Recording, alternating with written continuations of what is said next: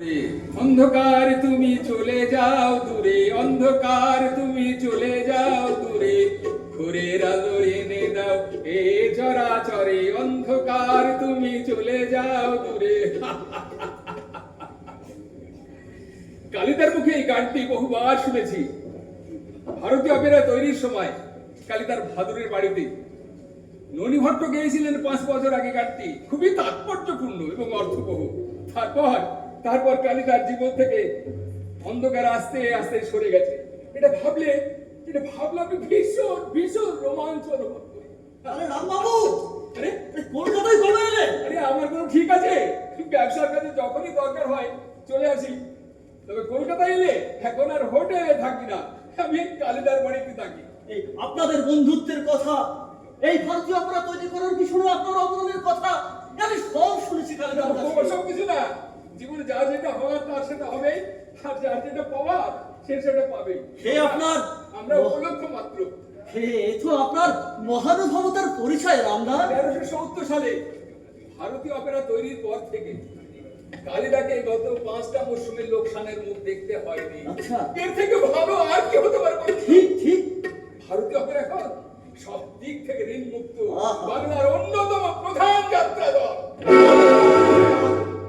রামদা, হ্যাঁ, বলুন। প্রতিষ্ঠান ঋণ মুক্ত হয়, হ্যাঁ, কিন্তু ব্যক্তি কখনো ঋণ মুক্ত হয় না।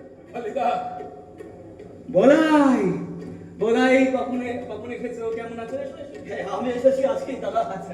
আমি ভালো আছি, তুমি ভালো আছো তো? হ্যাঁ, ভালো আছি। তোমার যাত্রা কেমন চলছে বলো? ভালো চলছে। বেশ। হ্যাঁ রামদা, হ্যাঁ, বলুন।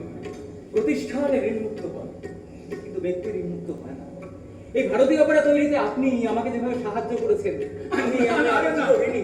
এবং শুধু আপনি নন, আরো অনেক মানুষ, সবাই হয়তো আর্থিকভাবে নয় কিন্তু আর্থিকভাবে মানসিকভাবে যেভাবে ভারতীয় অপেরাকে গড়ে তুলেছে, আমি সবার কাছে ঋণী, আপনার কাছে ঋণী।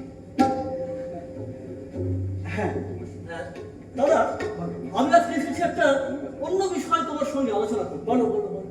বেজতে একটা মেয়েদের স্কুল চালু হয়েছে, বেশ কয়েক বছর হলো, এ তো তুমি জানো। হ্যাঁ হ্যাঁ, তুমি যে অক্লান্ত পরিশ্রম করে সেই স্কুলকে গড়ে তুলেছো এবং অঞ্জলি বসুকে কলকাতা থেকে নিয়ে এসেছো তার হেডমিস্ট্রেস হিসেবে, MA পাস, একজন বিদুষী মহিলা, এবং তিনি বাড়ি বাড়ি থেকে মেয়েদের নিয়ে এসে শিক্ষার ভাগ দিচ্ছেন।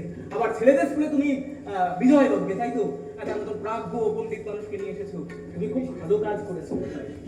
কিন্তু দাদা, আমি এখন ব্যস্ত ওই মেয়েদের স্কুলে। আচ্ছা। আর গ্রাম থেকে অনেক বাড়ির মেয়েরা আসছে এখন পড়াশোনার জন্য বাহ, স্কুলে। বাহ, বাহ। কিন্তু সমস্যা যে অনেক দাদা, ঠিক মতো ক্লাসরুম নেই, চেয়ার টেবিল গুলো প্রায় ভাঙা, আর মেয়েদের একটা খেলার মাঠ পর্যন্ত নেই দাদা।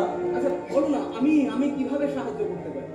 এ তুমি আর্থিকভাবে যে অনুদান দিতে চাও সেটা তুমি তোমার স্কুলকে দিও, কারণ তুমি হচ্ছে স্কুলের ম্যানেজিং কমিটির সদস্য। কিন্তু আজকে আমি একটা অন্য চিন্তা নিয়ে এসেছি দাদা, যাতে করে আমরা একসঙ্গে অনেক বেশি আয় করতে পারি। বলো বলো। আচ্ছা দাদা, এমন যদি করা যায়, ধরো আমাদের গ্রামে আমরা এই যাত্রাপালার আয়োজন করবো। এখানে যে তোমার সাহায্যের কোনো প্রয়োজন দাদা। কালিদা, এটা খুব ভালো প্রস্তাব। এতে আপনার এলাকায় স্ত্রী শিক্ষা প্রসার আপনার প্রত্যক্ষ এবং পরোক্ষ সহযোগিতা রয়ে যাবে। দেখো, তুমি যা বললে এবং রামদা যা বললে, আমি সেটাকে বিবেচনা করব। অবশ্যই ভালো প্রস্তাব। এবং আমি তোমাকে কথা দিচ্ছি যে ভারতীয় অপেরার জন্য তোমাকে বেশি পয়সা দিতে হবে। এবং